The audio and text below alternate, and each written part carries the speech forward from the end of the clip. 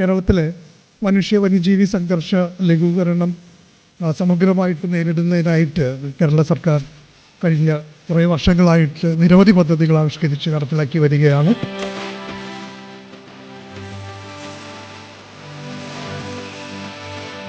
വന്യജീവികളെ സംരക്ഷിക്കേണ്ടത് സാധാരണ നിലക്ക് നമ്മുടെ കടമയാണ്.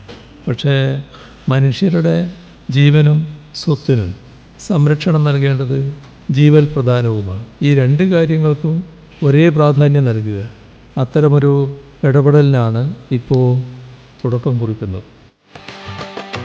മനുഷ്യ വന്യജീവി സംഘർഷ ലഘൂകരണത്തിന് 45 ദിവസം നീണ്ടു നിൽക്കുന്ന ഒരു തീവ്രയത്ന കർമ്മ പരിപാടിക്ക് രൂപം നൽകിയിട്ടുള്ളത്. വന്യജീവി മനുഷ്യ സംഘർഷം എന്നത് മാറ്റി മനുഷ്യ വന്യജീവി സഹകരണ മേഖലയാക്കി ഈ മേഖലയെ മാറ്റാനുള്ള പരിപാടികളാണ് സർക്കാർ ആലോചിച്ചുകൊണ്ടിരിക്കുന്നത്.